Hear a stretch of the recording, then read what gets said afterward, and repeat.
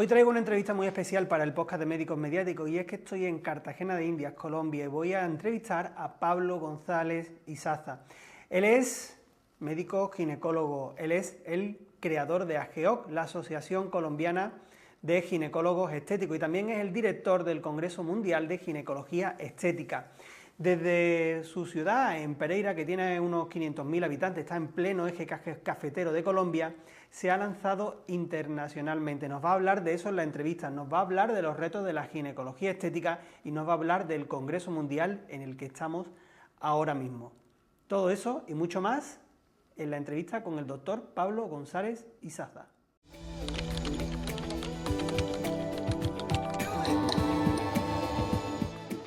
Bueno, doctor González, bienvenido al podcast de Médicos Mediáticos.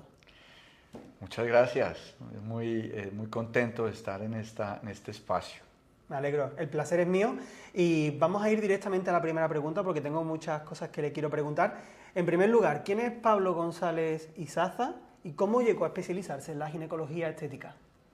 Bueno, yo desde mi época de pregrado tuve mucha afinidad por la especialidad de ginecología. Es una especialidad muy completa que tiene una parte hormonal, tiene una parte quirúrgica, tiene una parte oncológica, la parte obstétrica, ese vínculo de traer a la vida a los niños con los partos y las cesáreas, siempre me motivó mucho.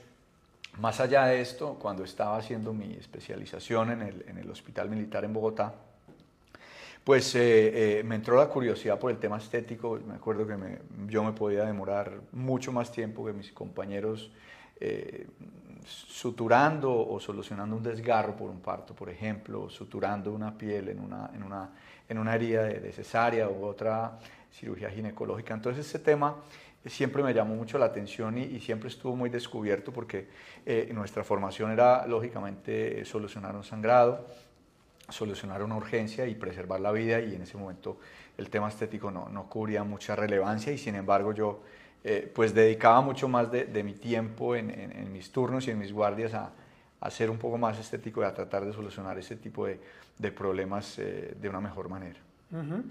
Actualmente realiza su labor profesional desde Pereira, que es una ciudad colombiana con alrededor de 500.000 de habitantes, con mucha tradición cafetera también.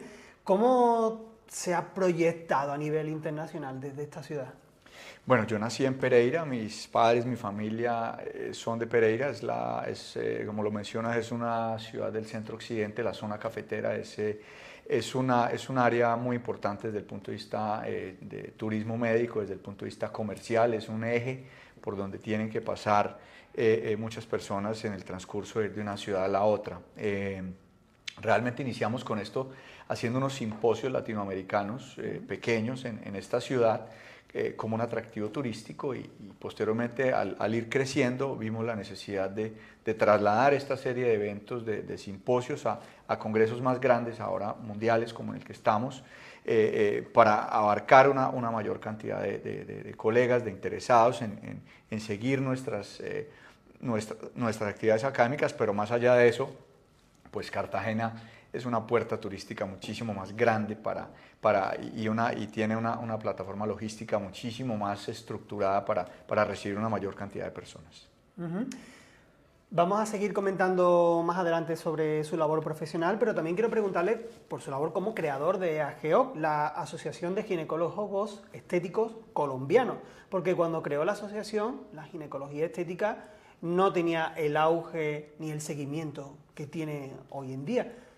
¿Qué le motivó a crear esta asociación? Bueno, para nadie es un secreto que las sociedades de ginecología y obstetricia alrededor del mundo siempre han estado un poco en contra de este tipo de procedimientos, porque lógicamente hace tiempo, cuando creamos esto, no había una suficiente evidencia científica, no había como un soporte digamos, en el que se pudiera creer para poder difundir este conocimiento de una forma masiva. No había un punto de vista sexológico y de verdad que los datos bibliográficos eran muy limitados. Y coincidimos en que había varios colegas en su momento, no solamente en Colombia, sino alrededor del mundo, incluso diferentes sociedades ya formadas, dedicadas a la ginecología estética, tratando de agremiar toda esta cantidad de colegas que se sentían de pronto en algún momento rechazados o excluidos por parte de sus sociedades de ginecología obstetricia. Yo fui no solamente excluido, sino perseguido también por estas sociedades, hasta llegar al punto de llegar a un tribunal de ética médica por hacer este tipo de procedimientos en el pro y en el bienestar de la mujer. De tal manera que AGEOC nace para agremiar estos colegas, para que sientan que una sociedad científica los apoya, los identifica y les brinda la oportunidad de educarse, de actualizarse y de, lógicamente, tener este tipo de espacios académicos que son tan importantes. Me llama mucho la atención que hubiera un momento en el que no solamente no recibiera apoyo la ginecología estética, sino que incluso se persiguiera. Sí. ¿Por qué motivo se perseguía? ¿Y en qué años estamos hablando? ¿En qué época? Bueno, estamos hablando que esto alrededor del 2008, 2009 más o menos, cuando empezamos realmente a difundir desde el punto de vista comercial este tipo de procedimientos para ofrecer a nuestros pacientes que no encontraban una respuesta estética a sus necesidades. El ginecólogo hacía su cesárea, entregaba su bebé en buenas condiciones y su madre en buenas condiciones, independiente de las cicatrices, el dolor, las estrías y todos estos cambios estéticos que están alrededor del embarazo, el parto y el puerperio. Como lo mencionaba, en su momento poca evidencia científica, mucho auge y mucha presión mediática por revistas no serias de tipo Vanity Fair, Vanidades, Cosmopolitan, ese tipo de cosas que generaban una información que podía ser un poco errónea y que podía confundir a las pacientes, ¿cierto? Entonces, muchas veces estas señoras llegaban con unas falsas expectativas. Por ejemplo, el hacer una labioplastia podía aumentar los orgasmos, el famoso y dichoso punto G, que es un punto tan controversial, ¿no es cierto? De tal manera que eso hizo que los miembros de juntas directivas de estas sociedades científicas tuvieran no solamente un rechazo, sino también incluso una persecución en muchos países. Tengo colegas donde fueron perseguidos e incluso expulsados de las sociedades de ginecología tradicional por dedicarse a esta área, ¿no?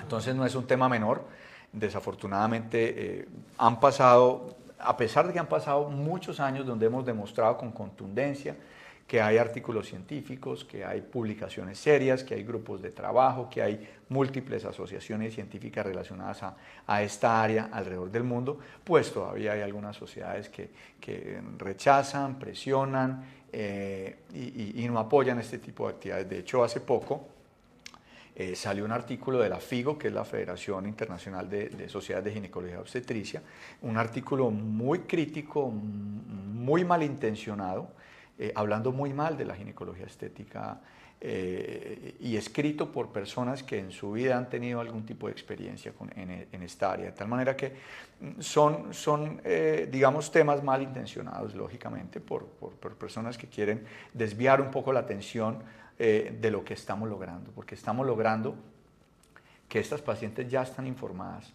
ya quieren tener una segunda opinión, quieren tener una oportunidad diferente a lo que le ofrece su ginecólogo tradicional, que tiene una sequedad vaginal y le envían sus estrógenos y le pican, le molestan, le causan escozor, pierden su privacidad, su espontaneidad sexual, pues hay un láser, hay una radiofrecuencia, hay otro tipo de dispositivos o factores de crecimiento o ácido hialurónico o biomateriales que le pueden generar bienestar que el tratamiento tradicional de su ginecólogo no le funcionó. Y muchas mujeres sufren en silencio porque la palabra de su médico, de su especialista es Dios y no tienen la opción de preguntar otras cosas. Afortunadamente ya la información está disponible para ellas y quiero que las que escuchen esto realmente entiendan que hay opciones.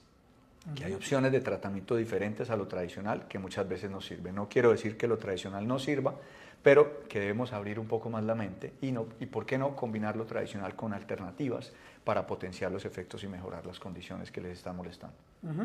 Supongo que en estos años han tenido que hacer una labor de divulgación y de educación muy fuerte, ¿no? muy fuerte desde el punto de vista de educar a la paciente, de educar al colega también, porque es como un mecanismo de defensa de los colegas. Cuando no sabes de algo, lo más fácil es hablar mal. Claro. Entonces, muchas pacientes nos comentan, le dije a mi ginecólogo que me quería hacer un láser o ponerme un ácido hialurónico para mi dolor con las relaciones sexuales, por la sequedad. Y entonces la respuesta que obtienen de su médico es: no, eso no sirve, eso quema, eso es peligroso, sin tener ningún tipo de argumento contundente para desestimar los buenos resultados de estas alternativas, ¿no? Y claro, eso muchas veces se basa en el desconocimiento, también en lo que ha comentado anteriormente de las falsas expectativas, ¿no? Se han visto manchados por esa creación de falsas expectativas a través de distintos medios que no se ajustaban a la realidad, pero tampoco no es lo que ustedes ofrecían. Correcto, siempre tratando de ser muy éticos, muy individualizando las pacientes, individualizando las indicaciones. No es que vamos a ofrecerle de todo a todas las pacientes, siempre es con lineamientos éticos, con indicaciones claras, con expectativas realísticas. Es decir, desafortunadamente las redes sociales hacen mucho bien, pero también hacen mucho daño en términos de generar falsas expectativas por muchos influencers y demás que quieren tratar de transmitir, digamos, experiencias propias y volverlas como algo que realmente va a servir cuando no lo es así. De tal manera que siempre yo invito a los colegas que se dedican a esta área a ser muy éticos, a ser muy responsables, a tener unos lineamientos claros, unas indicaciones y sobre todo saber realmente quién se beneficia de esto. Dentro de su labor profesional destaca, entre otras técnicas, la de la bioplastia topográfica, que ha tenido mucho reconocimiento tanto en América como en Europa. ¿En qué consiste esta técnica y por qué ha despertado tanto interés a nivel internacional? Te cuento algo, la labioplastia es la puerta de entrada del ginecólogo al mundo de la ginecología estética. Cualquier curso, formación, congreso, siempre uno de los ejes centrales de los temas es la labioplastia. ¿Qué pasa con la labioplastia? Que cada vez tiene más demanda y desafortunadamente esa demanda mayor hace que más médicos o más ginecólogos o más personal que esté queriendo realizar un procedimiento de estos lo haga, muchas veces sin el entrenamiento adecuado, sin la pericia, sin el conocimiento adecuado, y aquí vienen las complicaciones. Entonces la labioplastia muchas veces en la otra cara de la moneda se ha tratado de desestimar como que fuera un procedimiento menor, como que es una tontería, como que se puede hacer muy fácil y se aprende muy fácil, pero no. La labioplastia, cuando estamos al frente de una paciente para hacer un procedimiento de estos, tenemos en nuestras manos la sexualidad de esa mujer. De tal manera que una labioplastia se debe hacer bien y hay tres principios fundamentales. Se debe preservar la anatomía, la funcionalidad y la sexualidad. Y las complicaciones siempre alteran esas tres cosas y son más frecuentes de lo que pensamos. Entonces la labioplastia topográfica, como es uno de mis procedimientos favoritos, la labioplastia, yo empecé a ver que hay muchas complicaciones y es más por desconocimiento de la anatomía. Porque la anatomía que aprendemos en nuestra formación médica, en nuestra residencia, en nuestra especialidad, no es tan profunda. Nos enseñan que hay un labio menor, que hay un labio mayor, que hay un capuchón de clítoris, que hay un periné, y que hay pues ciertas estructuras que son como comunes a la mayoría de la enseñanza en un pensum académico tradicional. Pero hoy en día sabemos que los labios menores tienen un sistema vascular especializado, tienen una inervación especializada, tienen un papel muy importante en funciones como guiar la micción, mantener el ambiente de la vulva húmedo, mantener la microbiota. Es un tejido eréctil que se llena de sangre en el momento de la excitación sexual. Entonces no es simplemente amputar un labio y de esta manera solucionar un problema. Realmente lo que yo busco con la labioplastia topográfica es precisamente entrenar o hacerle ver al médico que no es un procedimiento menor, que debemos respetar la anatomía de la paciente, las preferencias y muchas veces algo que llamamos nosotros que son las variantes anatómicas, donde hay como más pliegues de lo que habitualmente, porque no hay vulvas feas ni bonitas, ni grandes ni pequeñas, hay vulvas diferentes. Y cada vulva requiere un abordaje quirúrgico diferente. Entonces la labioplastia topográfica divide en diferentes compartimientos anatómicos la hipertrofia de los labios menores y de estos pliegues accesorios para que el médico pueda identificarlos y abordarlos correctamente. Si a mí me preguntan hoy, ¿cuál es la mejor técnica para realizar una labioplastia? Y yo les digo la que la paciente necesite.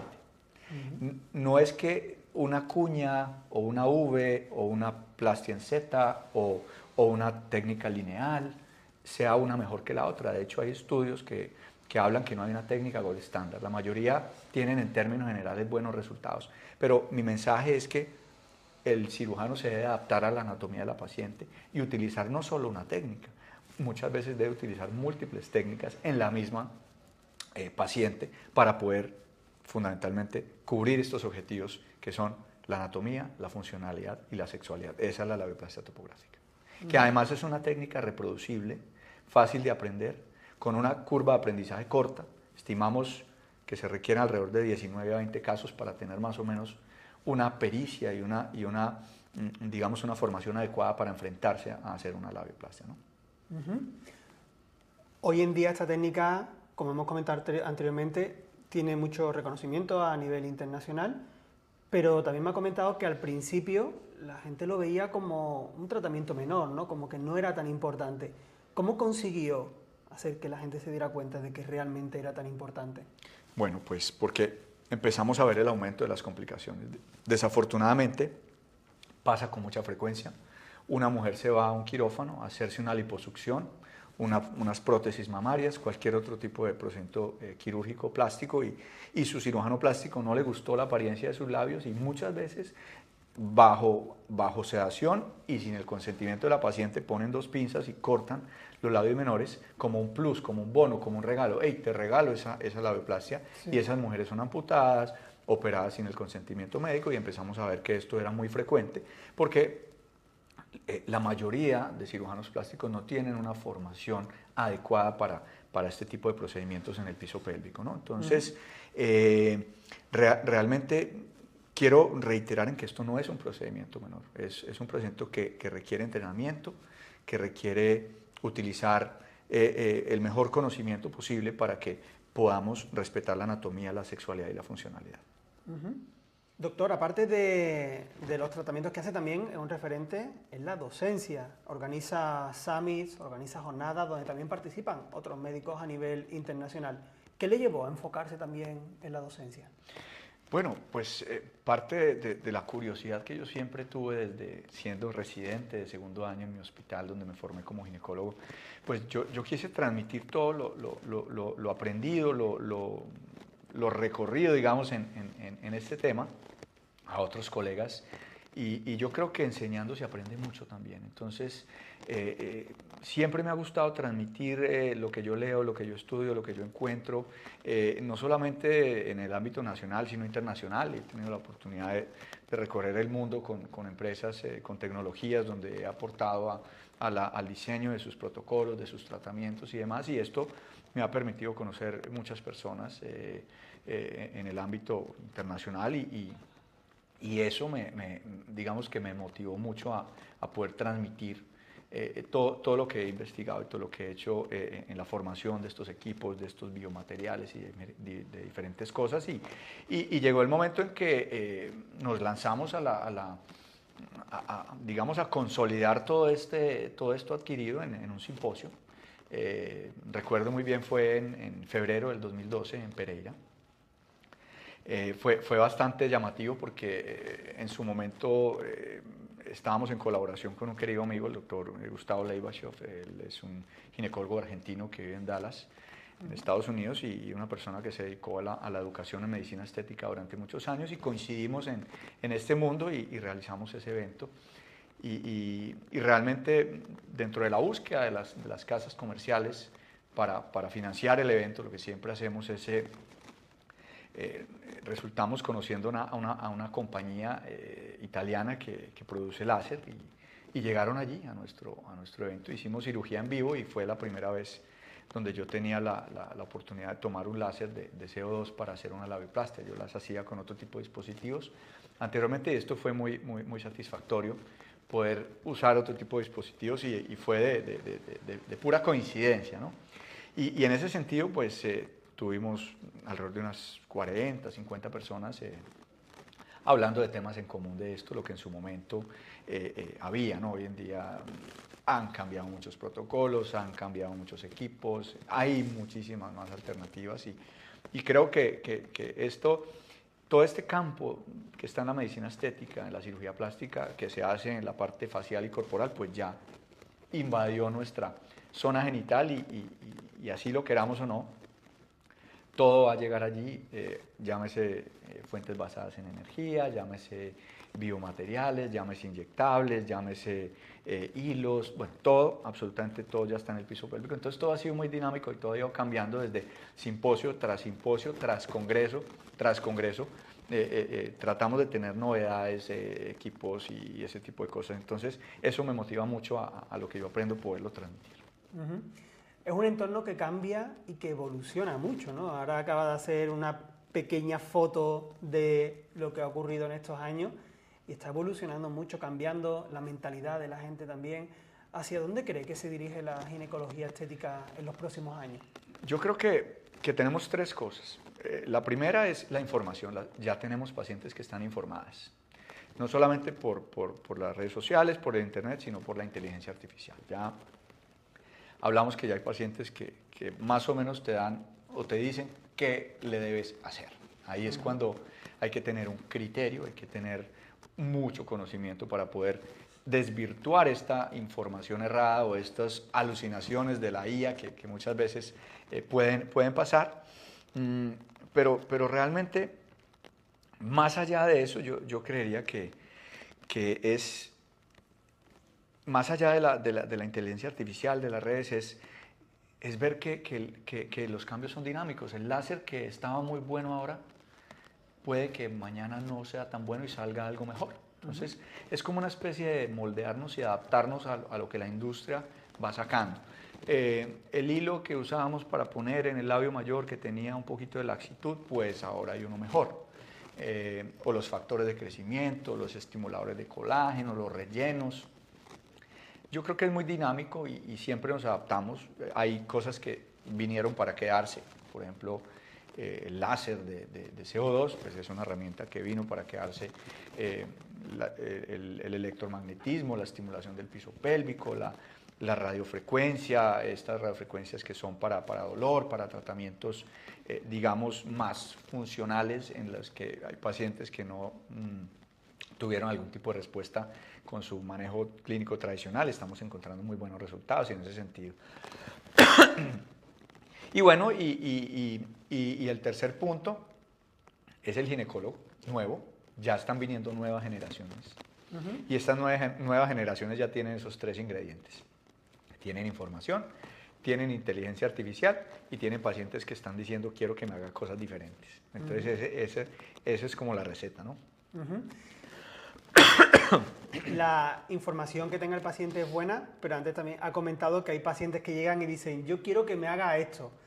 ¿Hasta qué punto es importante también saber manejar lo que dice el paciente y lo que realmente necesita? ¿Cómo se maneja eso? Claro, las pacientes tienen básicamente tres fuentes de información. La primera, que es la que más nos gusta, es el voz a voz.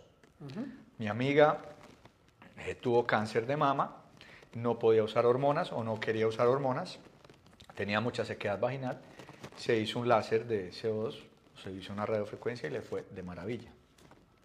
Esa es la mejor información para nosotros. La segunda información es el Google, sin inteligencia artificial, Facebook, las redes sociales.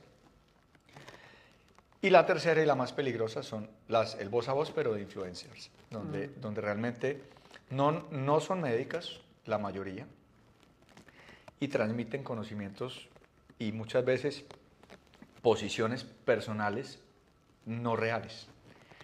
Y esto genera falsa información. Entonces, yo creo que es muy importante que el médico tenga ese criterio de sentarse y decir, oye, no necesitas eso por esto y lo otro. Pero más bien tengo para ofrecer esta situación o este tratamiento que se ajusta muchísimo más a tu condición de salud. Ese es como el criterio más importante. Ejemplos de la vida diaria. Señora, me trajo sus exámenes. Sí, yo ya le pregunté a ChatGPT y me dice que están de maravilla. Entonces, ahí en ese momento es donde tenemos que ser, digamos, muy acuciosos en cómo abordar estas mujeres que, entre otras, tienen el absoluto derecho de utilizar la inteligencia artificial y las herramientas que ellas quieran para, digamos, orientarse en su estado de salud. Pero, pues sabemos que siempre el médico debe verificar estas respuestas de la IA y de las redes sociales y demás. Entonces, en ese sentido, creo que el médico difícilmente podrá ser reemplazado en su criterio, en ser acucioso en su diagnóstico y en su plan de tratamiento con sus pacientes. Estamos en el Congreso Mundial de Ginecología Estética, que usted preside. ¿Cuáles son los objetivos que se plantea con este congreso y qué impacto quiere generar en la comunidad médica? Bueno, los objetivos es fundamentalmente agremiar a todos los colegas que les apasiona esta área, que sienten que le ayudan y que le aportan a sus pacientes con estos tratamientos y con estas alternativas. Que estos colegas no solamente afiancen sus conocimientos, que los actualicen, que conozcan nuevas tecnologías, nuevos materiales, nuevos abordajes y muchas veces no solo como monoterapia, es decir, que puedan entender que pueden combinar tratamientos, que pueden usar una máquina de radiofrecuencia, por ejemplo, con un inyectable, con un estimulador de colágeno, pero también que conozcan máquinas que pueden ser delegables, que pueden ser utilizadas por enfermeras o por fisioterapeutas y que mientras ellos están operando en el hospital o en otro lado, pues estas máquinas generen un retorno a la inversión más rápido. Y también el networking. Hoy en día se conocen colegas aquí con una copa, en una comida, en un cóctel y coinciden en una idea de negocio, coinciden en algo que genere una idea nueva que aporte conocimiento y que aporte beneficios a este gremio tan interesante de la ginecología estética funcional y regenerativa. Doctor, yo vengo desde España, estamos ahora mismo en Cartagena de Indias, en Colombia. ¿De qué ciudad de España? Vengo de Andalucía, del sur de España. Qué lindo. Sí, sí, sí. Bastante calor, también como aquí se parece mucho Cartagena a Andalucía. La sede de este podcast de Médicos Mediáticos es de España y lo escuchan muchos españoles.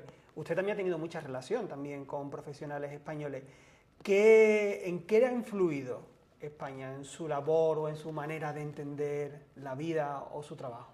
Bueno, te cuento, desde el 2017, la Sociedad Española de Medicina Estética y Cosmética, creada y fundada por el doctor Víctor García, tuvieron la idea dentro de sus máster de formación en medicina estética y longevidad, de hacer un máster de ginecología estética, longevidad funcional, regenerativa, cirugía estética de la mujer, y fui invitado como docente durante muchas de sus versiones hasta el año pasado, donde cambió un poco su estructura.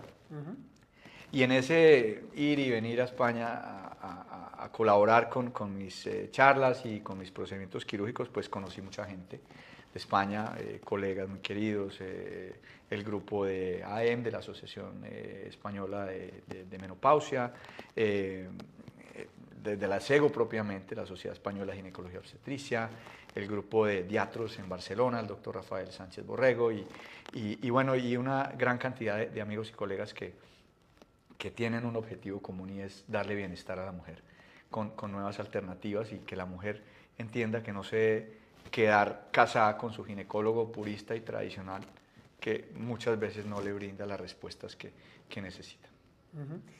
Y ya para ir terminando, quien esté escuchando este podcast, quien lo esté viendo en vídeo y quiera saber más sobre usted, quiera seguirle, ¿dónde le puede encontrar?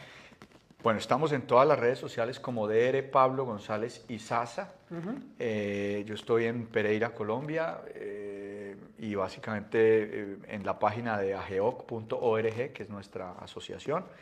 Y estaré muy feliz de poder escuchar sus comentarios por redes sociales. Y siempre he sido una persona muy abierta a colaborar y realmente a difundir esto de una manera responsable, ética y que le llegue a la mayoría y, por qué no, a todas nuestras pacientes. Genial. Muchísimas gracias por este rato que nos ha dedicado dentro de este Congreso Mundial de Ginecología Estética y por todo lo que nos ha contado, tan interesante, un placer. No, es un privilegio poder tenerlo acá en esta ciudad, en este congreso, tener este espacio y bueno, y creo que vienen muchas sorpresas más acá y creo que todos seguidores van a enterarse pronto del transcurso de este congreso. Seguro que sí. Muchas gracias.